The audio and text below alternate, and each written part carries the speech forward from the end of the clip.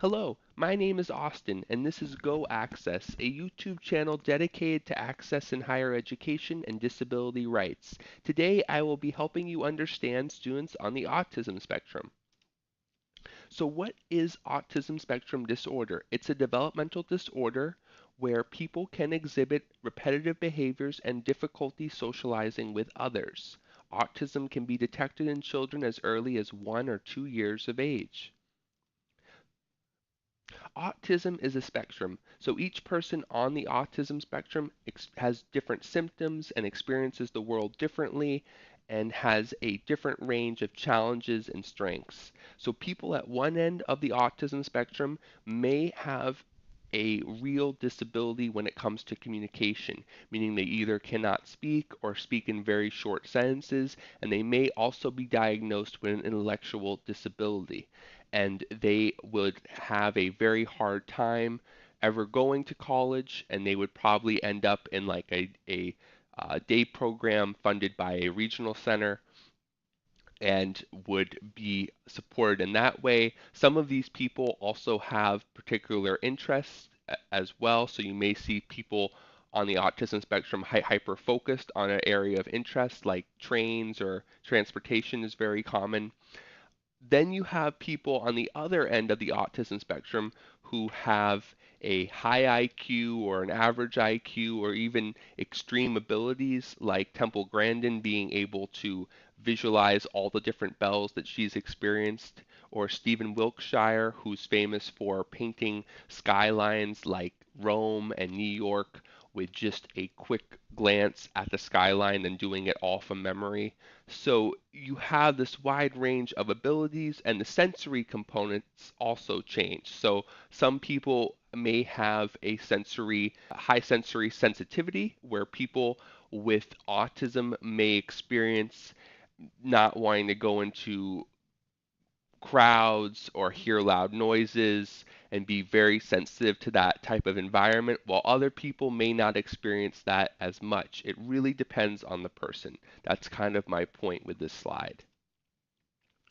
And autism, again, is a spectrum, so each person experiences it differently, as I had said previously. And the other point to keep in mind is that college students with autism generally need help developing social skills, so learning how to make friends, interact with peers, and kind of read situations, and executive functioning, meaning making that transition to kind of organizing skills, making sure you're organized with your assignments, your backpack, keeping your dorm room clean and everything, along with kind of making those transitions. So going from, okay, I've been playing video games with my friends, now I got to switch to doing homework, and kind of making sure that you're staying on top of your assignments and executing a plan can be difficult sometimes for people who need help with their executive functioning skills.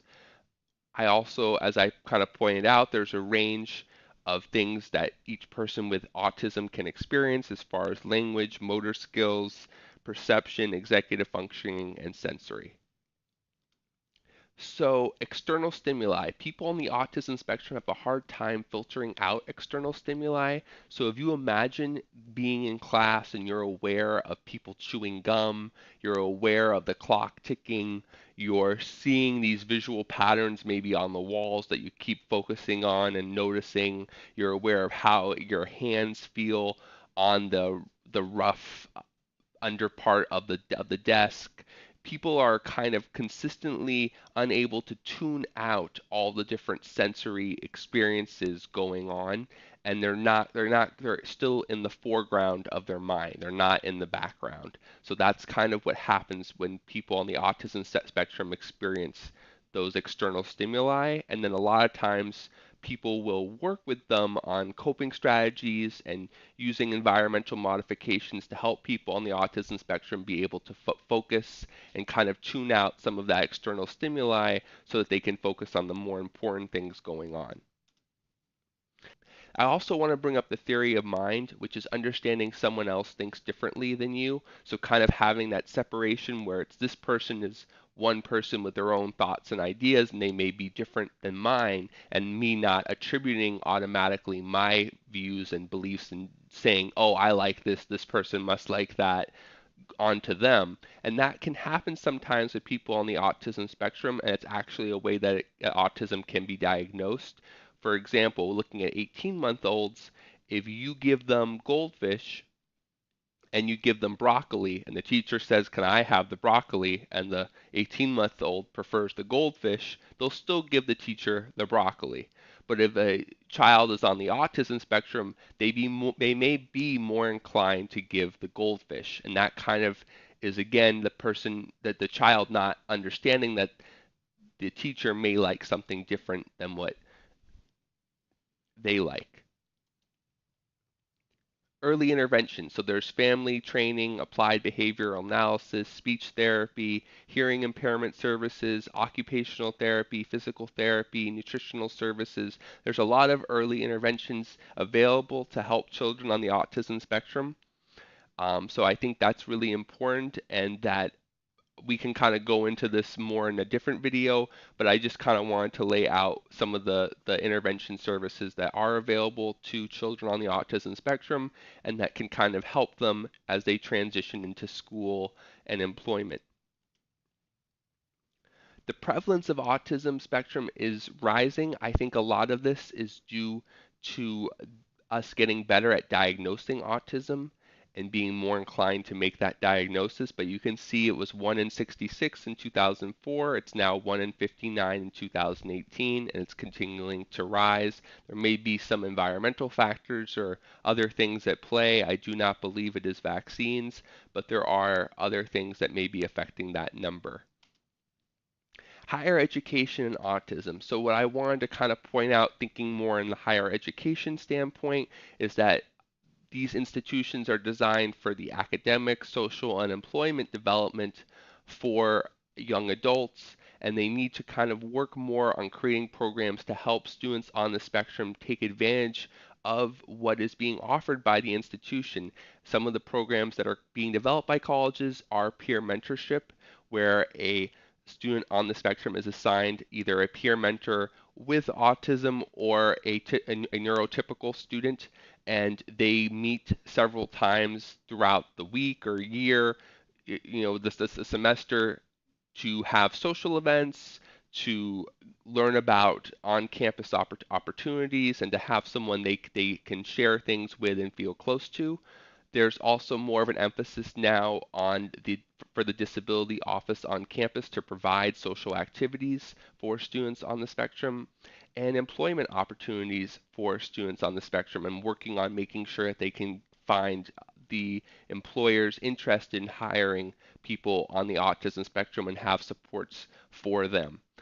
Things that are not being as focused on by colleges that I think should be are considering academic transitional help, because a lot of times students on the autism spectrum may have a hard time with that executive functioning piece, and you see academic coaching as a very common accommodation for colleges to provide students. But coming up with a plan with a coach is different than following through on that plan. And I think there is room for colleges to start offering academic supports of, we're going to meet at the library at 3 p.m.